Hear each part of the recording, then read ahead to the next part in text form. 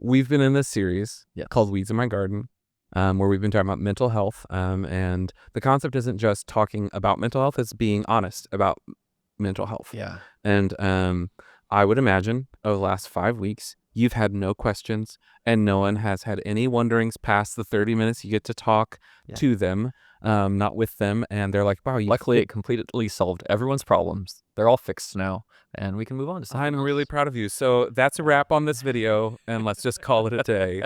I trust everyone knows this is tongue-in-cheek for Suncrest. Not for a moment would we think people aren't on a journey. You and I are on a journey. Yeah, we are not fixers. Absolutely. Just to be clear. And so much of this mental health series has been like really amazing. We've seen lots of people check out church for the first time. We've seen lots of people come back after a long time away because of some hurt, or honestly just processing like, oh, they're talking about that and I care about that, which is the type of place Suncrest always wants to be, right? But Greg, you personally, you're the one standing on the stage. You're the one talking to people. What scares you the most about a series like this?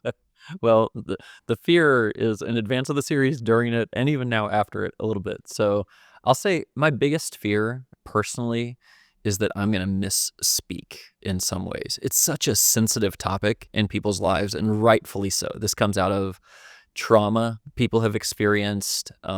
Terminology gets used in different ways in different settings. And I just think like, I went into it every week. I like to do this without notes, but I'm like, I don't know, maybe I should just type it out and read every word because I don't want to say something wrong. And I appreciate the grace people give me when I don't get everything right. But that's really just my personal fear.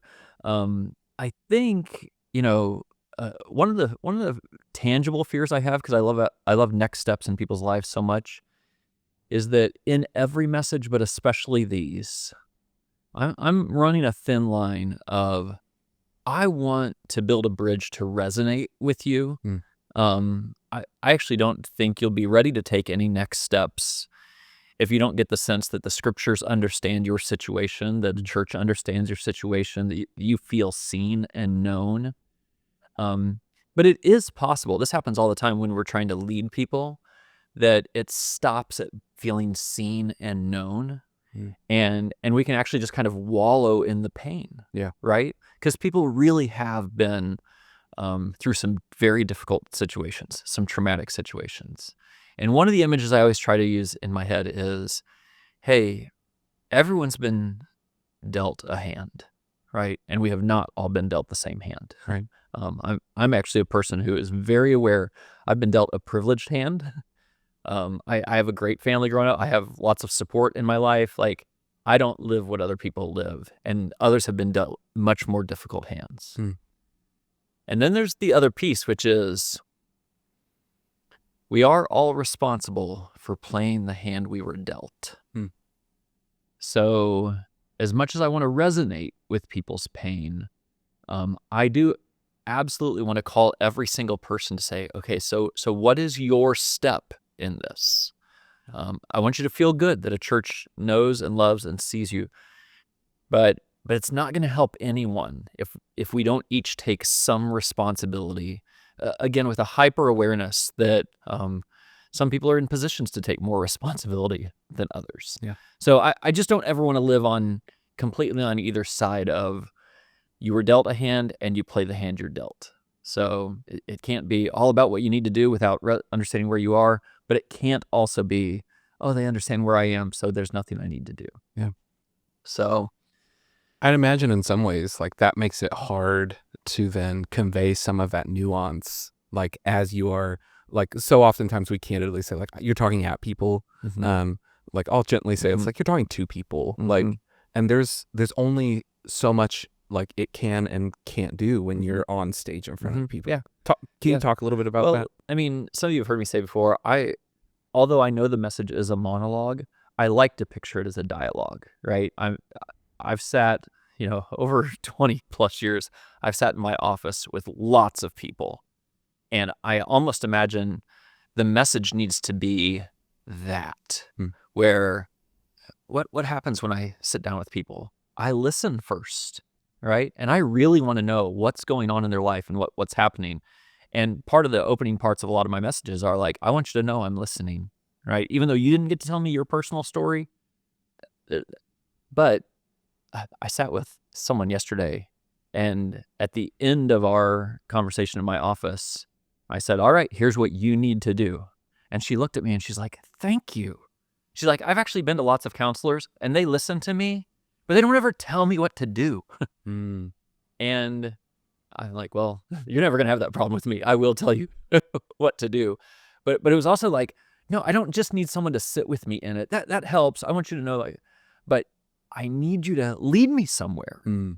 and give me the tangible steps I need to take. And so I picture the message that way, Yeah. that it is, I want to resonate with where you are. And I want to say, but if you're not going to stay where you are, here are the steps. Some of them will be God's work in your life, but it's always your part and God's part. So what is your part? Let's start with that. Yeah, I think that that's a beautiful picture of, honestly, one of the things that for so often, for me, even in my own journey with counseling and being led somewhere and my own faith journey, like one of the ways that I feel like for so often, I don't actually view it as a holistic thing. And that like I do need someone to listen to me. And at some point, I also need to make a decision. And at some point, I also probably need someone to speak into my life in a way that isn't just my voice. Yeah. In a way that probably is someone a little wiser than me. And doesn't have to be dramatically so, but like someone who's maybe a step, 2 steps ahead of where I'm at. Yes. So that I can then actually experience change. I feel like for so often with a series with like mental health, it's so easy to just ride the, I want you to feel good about it.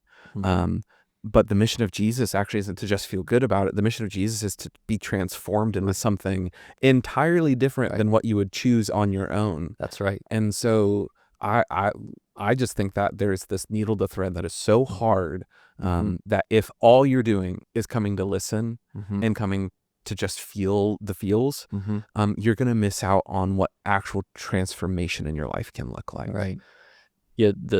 The scriptures have a lot of one another's in them. Among the ones that are at the top of my mind always are. What does one another's mean? One another's, great question. Love one another, serve one another, be kind and compassionate to one another. It's the idea of that the church is a community, that we're here for each other and we need to do this to one another. At the top of that list for me is the one that says, spur on one another toward love and good deeds, right? Because it captures this idea of like spurs are not comfortable, right? I don't know. I've never worn them. Mitch, let me spur you later on, right? We'll see how it feels. It's not comfortable, but it's not spur one another on toward guilt and shame. It's not spur on one another to, show them how smart you are. It's spur them on for something good in their life toward love and good deeds. And I always think, yeah, that's a little bit of the piece is like, I want you to understand, I care. I love you. This church cares. It loves you. But I don't want to leave you where you are. I want to spur you on, even if I have to push you a little bit, toward love and good deeds for you. That's where the transformation comes from. And it kind of gets at this, like you asked me what scares me about a series like this. It's like, well, part of what scares me is I'm wildly aware of what sermons can do and what they can't do. And maybe the scariest thing about this series would be, I know that sometimes when people feel a feeling, they will think I've made progress. And feeling a feeling is healthy, it's good, but it's only a prompt to make progress. Actually, the worst Christians, if we could say this, the worst Christians are the ones who hear a message and they respond something like, that felt, you got me today. I'm going to quit leaning into my microphone because I feel like I've been doing that. But that's all they do, right? There's nothing after that. They think that feeling bad or feeling anything is the step. And I'm like, it would scare me to think there were people who felt things during this series, but they didn't activate it into a conversation. They didn't put any practices into their life. They didn't actually download the anxiety tool and start to work it and say the things I'm thankful for each week. Like, it was a feeling, but it never got into action. And that actually can make it worse in some ways, right? You're in a tough spot. You feel certain things. You think the feeling should make progress, but where you're going to find yourself a week from now or a year from now is in the same place, and then you're going to be frustrated. So you gotta take the steps. And I'm afraid sometimes that all the feelings around this series, people might think, oh, that was progress. I felt something. They're like, there's more. Yeah, and there, like you said, there is health in the, I did need to actually process the grief, the anger, the fear, the confusion, the warped reality that I'm painting for myself. And like, that is good. And we talk all the time, we would call it the circle, right? Yes. That like at some point you would change how you think. And if how you think is different, it would actually then change what you do. Or if you want to use the really, really biblical and Christian version of this, you would repent and believe. So you would actually change your mind about something, and in changing your mind, it would actually then change how you behave, change your choices, change the way you because you're believing, you're entrusting your life to God, not protecting yourself. Yeah, I think that's huge. So with that, what struck you during the series that might be helpful to someone? So the main thing that struck me is I was very confident it would resonate in a widespread sort of way. I'm not surprised that our numbers went up, people invited, people were interested in this. What did surprise me was not the breadth, but the depth that this had with people. So what I experienced is, there's a hunger for this, that when I scratch the surface, people are willing to start going there immediately. They're like, yeah, this is what I need. What do I do next, right? So that's good. And again, for what a sermon and worship services can do, I think we had a lot of healthy things happen. But how's this actually helpful to Suncrest? This is huge, because I think what happened is people perceived Suncrest actually is a safe place. If you've been around here for a year or 5 years or whatever, you trust that Suncrest can handle these kind of conversations. We're not going to be judgy. We'll walk with you through it. We'll give you real resources. We're not going to diminish real mental health care or medication. We're going to put things in the right place. Suncrest has earned that reputation. Yeah, we say it every weekend. Yes. So you probably think of Suncrest as the weekend service.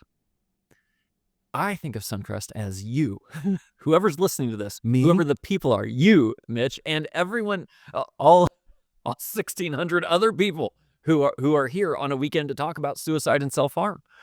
And I think, so you, just like I scratched the surface and people were hungry to talk about it, if all of you, followers of Jesus, would be kind and compassionate, and you would scratch some surfaces with people in your life who you think, it kind of seems to me like they're struggling, but I'm a little uncertain about leaning into this. If you'd be willing to lean into it and scratch the surface, I think that you'll find most people are hungry for a conversation about it. Yeah. And we should not dismiss the idea that just as Suncrest has earned a reputation over time as someone who will handle this gently, who will care for you, who will walk with you, who won't be judgmental, all of us who are followers of Jesus, it's not an institutional reputation, right? It is the reputation I hope that you have built over time with the people in your circles, people who work for you, people who live with you, people who live next door to you. They're like, hey, that's a person who's not judgmental, who would be gentle with me, who would care about me and would walk with me through this. I mean, in the biggest picture, that's the aim. And if you have done that and you're willing to scratch the surface with someone, I think you'll find people are hungry, not to listen to a sermon, but to have a conversation, to let you help them get some resources, to just be the friend that they need. So I think that's the big takeaway for our whole church is, we scratched something and we found a hunger in our weekend services. How about we all go out and in the healthiest of ways, engage people who look like they're struggling a little bit, scratch the surface, and let them open up to us and then walk with them. I love that, which there's a piece of it that like I'm inspired by thoughts like that. Like, let's go conquer Ohio, right? Like, let's go. But there is another side of it that is my aggressively pragmatic, that I like to baptize as pragmatic, but it's actually cynical. Okay. That is like, that sounds really nice on paper, Greg. It does. So talk about that. Like, talk about what your experience is with people who have every reason not to, the reasons why they hold back. Well, this is not rocket science. You just have to think about it for a little while. Why do people hold back? They hold back because of potential embarrassment, right? To say out loud to somebody that you have self-harmed, to say out loud to somebody that you feel out of control sometimes with your anxiety, like they're potentially embarrassed. They anticipate being judged about that. So to have this kind of steady, non-judgmental presence of grace is huge, right? I think they also are afraid that they're going to say something out loud and it's going to overwhelm you, right? That you're not going to be able to handle what they said, and now you're going to treat them differently. You're gonna judge them a little bit. I find that pastorally, even just conversations in the Commons area, lots of times I'll give people a word of encouragement if they'll open up to me, and then I'll say to them like, "Hey, I hope you'll take this piece of advice. I'm going to pray for you right now, but I want you to know, if you drop the ball and don't take this advice, you're welcome here next week." It, you know, my care and concern for you is not dependent on your performance or you doing what I said. Well, this is a place that's like, yeah, we're all, I mean, aren't we all taking either one step forward and 2 steps back, or 2 steps forward and 1 step back? And when you take a step back, it's okay. We get it. And then let's try to take some more steps forward again. So I'm not sure if that exactly answers. No, that hits some things in me. That is the, I lead our media teams, which are like our live AVL teams, our production teams, the video teams. If you see it on the internet or on a screen in some way, it traces its way back to Mitch. Me and Jenna are responsible for that. And I always tell them, I'm like, hey, we're going to get 1% better every day.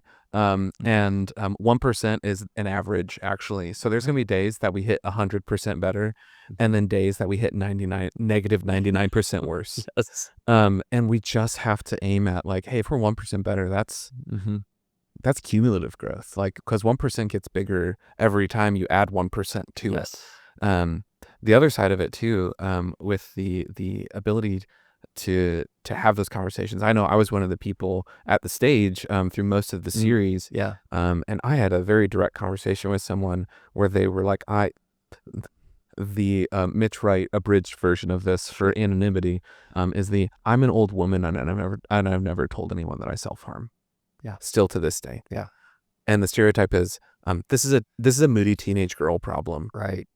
And so there's a piece to it that is the like, there is a cultural embarrassment to some of the ways that we handle and cope with our stuff. And on the other side of it, as someone who's trying to be Jesus, there's also a like, I don't know what to do other than to be broken with you.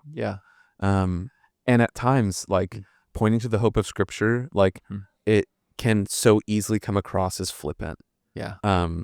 And it's in those moments that I'm just reminded with what you said. It's the like, I need to talk to someone. I need to be with someone who knows that they know me and they care about me.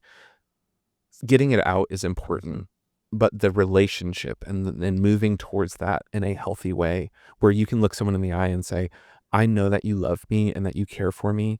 And that you're helping me move through this. We would say it here like, hey, I feel loved and I'm following Jesus. That's actually the value of being connected here. I'm just so vividly reminded of that. Let me tell you a quick story. I used this quote in the last week of the series where someone had said to me, it's a lot easier to believe the bad than to believe the good. Well, that story came out of someone who was telling me they were self-harming, right? And I won't give you the demographics, but again, it wasn't a teenage girl, right? This is a different demographic. And in that conversation, we had a great conversation about life and perspective. But that person literally rolled up their sleeve for me and showed me the scars of where the cutting had happened and said to me, one of the things is I can never wear short sleeves again. And when they said that, I thought, I understand. I understand why that's what's running through your mind, that I was a safe enough person for you to roll up your sleeves, but most of the world is not a safe enough place to handle what you're wanting to show them, but you desperately want to show somebody. Yeah. And then I said, hey, I want to tell you, I bet 99 out of 100 settings, you're right. It's kind of odd to walk around in the summer with long sleeves on, but I understand why you're doing it, and I think it's probably the right choice. But I also want you to pay attention to the 1 out of 100 settings where rolling up your sleeves is the best thing you can do. Yeah. Sometimes it's going to be best for you, like it is in our conversation today, to reveal something about you. And sometime you're going to come across someone and they need you to roll up your sleeve and say, hey, me too. Yeah. I've been there too. I don't know if this is what you're feeling. I just want you to know these are demonstrations of what I've been through, and actually they're demonstrations of God's healing in my life. And we talked a little bit about showing someone your scars versus showing someone your wounds. Mm. And this, I don't mean to make this complex, but when you're going through something, the wounds are fresh, right? And I tell people all the time, you should only show your wounds to people who will help you. Mm. If they're fresh, don't go off trying to be someone else's helper with your wounds. But sometimes you can show your scars. They're old wounds that have now, they're still there. Yeah. But they've also been healed in certain ways. And you can use your scars to help somebody else, to share your story. Wow. Let me say one other thing. Please. I'm wearing this shirt today. Somebody in our church gave me this shirt. Someone in our church actually made this shirt at the end of the series. And I love it so much because it captures two things that can be true at the same time, right? I kind of said on the first week, I'm not okay. And this says I'm okay, but it also says I'm broken. And I think when we, for the good of others, when someone comes to us, if we can say, yeah, of course, both of these things are true. I want to give you hope that they're true for you. You're not just broken, you can be okay, but also this is me. Yeah. I'm both okay and broken. We're human beings. Yeah. And the perfect segue in all of Videodom, you talked about being overwhelmed yourself at times. I did. You talked about being overwhelmed in this series even. Do you want to say more on that? Are you willing to say more on that? Yeah, I'm definitely willing because, honestly, January 2025, it's probably the most overwhelming month I've had in the last 3 or 4 years. And it happened to be during this series. I think it's really important for leaders to go first. So I don't want to hide the idea that I'm overwhelmed at times, but I also know, and some of you are leaders out there, I know there's a pressure up on leaders to not reveal it when we're not really doing okay, right? We feel this pressure to act like we have it all together, to be the stable person in the relationship, in the company, in the environment. And I really just want to encourage you, especially if you're in a leadership role. This is parents, teachers, business leaders, everyone. There is a power in you going first. Yeah. In revealing what's hard for you. And, I have a guy I respect. He always says this. He's like, I'd rather follow someone who's always real instead of someone who's always right. Ooh. Say it louder for the people in back. I'd rather follow someone who's always real than someone who's always right. Don't we all feel that way? Yes. Right? Oh, that's cute. You have all the right answers to everything, and your life's put together. And yeah. Thanks, Instagram. Yeah, thanks, Instagram.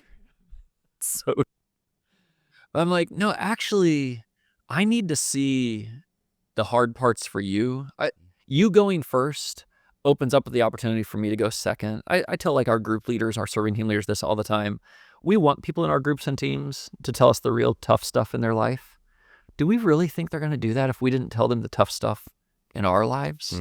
We have to go first. It creates an environment for this. So yeah, I think it's important for me to go first. And of course, I use this example of Jesus in the last message of he said something hard to his inner circle of 3. It seemed like something he couldn't say to the 12, and certainly something he wasn't saying to the crowds. Mm-hmm. That's smart. Yeah. Right? It's smart to like, I'm not telling you to go on Facebook and broadcast your struggles. I am not telling you to do that. I'm telling you to be like, yeah, and there's places in your life where you should go first. Yeah. And then I think, let me talk a little more about what's been overwhelming to me. On one hand, I've had an overwhelming schedule in July. So these messages take extra prep. Literally every week for the last 4 weeks, I've had to prepare an additional talk that week for the kickoff of Rooted, for Leaders Edge. I spoke to a group of pastors in Indiana last week. It's like, wow, not only do I have one talk to prepare that's really intense, I have another talk to prepare. And I mean, you guys all have busy stuff at work. Like it just became very overwhelming for me, schedule-wise, which means margin. And when you don't have margin, we all know what that does. Yeah. It's overwhelming. Yeah. Second for me, let me tell you a story. I have some outlets when I feel overwhelmed. And one of my outlets is always the team leader of our elders, right? Our elders are awesome. They guide and guard our church. They hold me accountable and support me. They're the best. But even the circle of all the elders, I don't tell them everything. But whoever the team leader is, I tell him or her what's going on in my life. Well, the team leader of our elders is Jeff Butera. And a few weeks into this series, Jeff got news that his daughter, Lexi, that her leukemia is back. Yeah. And, some of you have heard me ask you to pray for Jeff and for Lexi and for their family. And, like, it's overwhelming. Survival rate on your first round through leukemia is 90%. She survived. She was in remission for a while. Survival rate on your second round is 70%. So I'm just asking you, think if you had a 12-year-old daughter who's going through this. It's overwhelming for him. Yeah. And I want to be there for him. But one of the things that happened, just candidly, is the moment he told me that news, I was no longer going to dump any of my stuff on him, right? I think that's the right choice. Yes, He doesn't need me to dump. But also, I'm very aware, the person I had where I could kind of dump some of my stuff just went away when I need it the most. Yeah. That'll be overwhelming to you, right? And that it was overwhelming to me. And then I think, well, it's overwhelming, not just because of schedule and not just because my safe place went away in some ways, but because it's like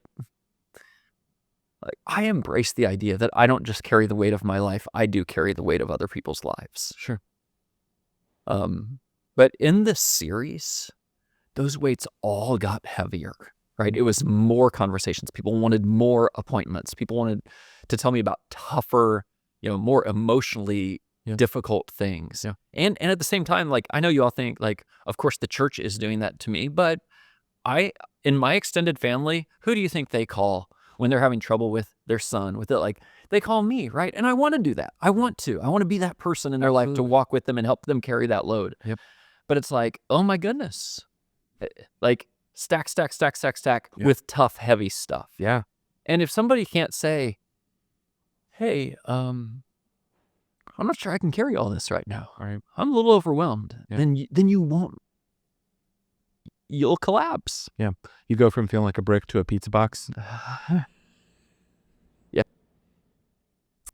So, I do want to say this too, because I think it's the right model. I've been overwhelmed. I've had the things I just listed. Yeah. And also, I know I can't just sit in that. I have to pay attention. I have to make different decisions. So very, very briefly, let me give you a couple examples. I got an invitation to speak at our new church out in New York that I love. They're the best.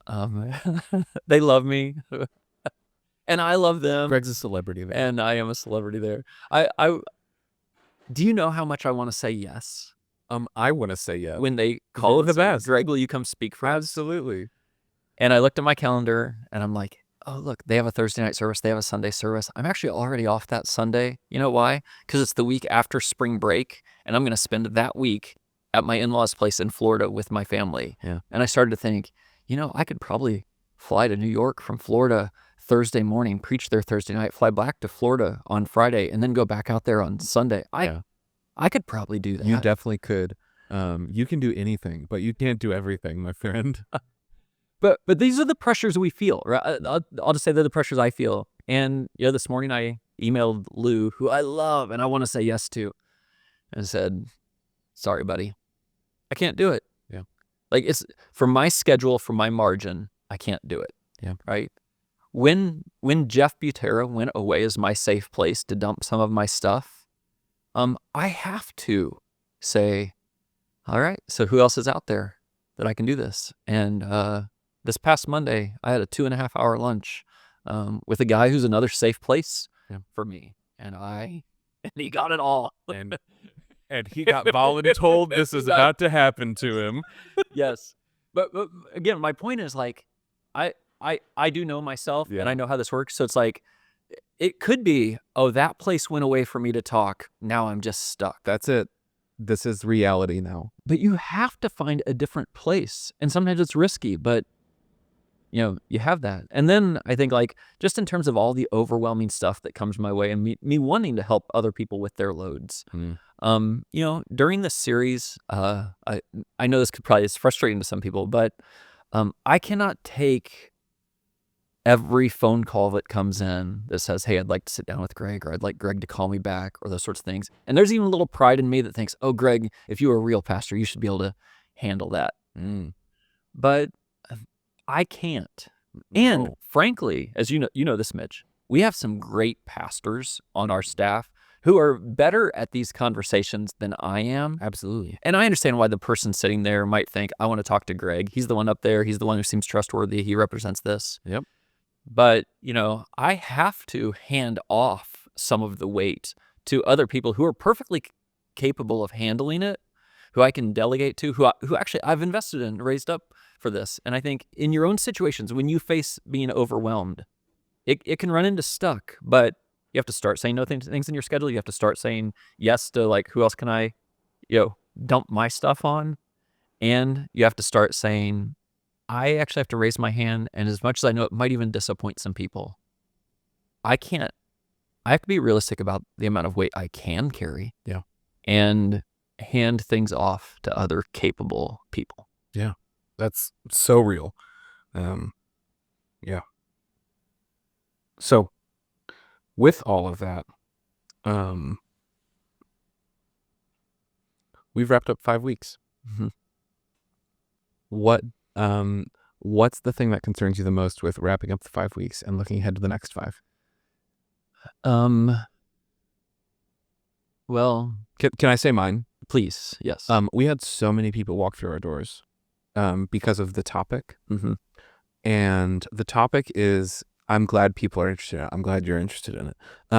But there's an intellectual honesty of, while the topic is important, the thing that maybe is the itch that got scratched, isn't just that you heard a lecture for 30 minutes and then you walked away with something. Maybe you'll do, maybe you'll not do, but maybe that you actually interacted with God himself. Yes. And I think my biggest concern is that there's an extra 300-ish people who walked through our doors over the last 5 weeks.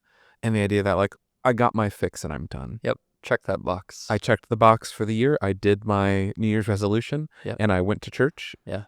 Even felt some things. About it. Yeah. And that the idea that there is just a box to check on your growth, on your life change. Like, man, I don't want that for people. No, that's a great answer, Mitch. And I feel the exact same way. One of the things we did at the end of the series was we had people write down things and literally release them, drop them off. Yeah, you got some of them right here, right? There's like 1,000. At least. There's at least 1,000. 1,000 of those.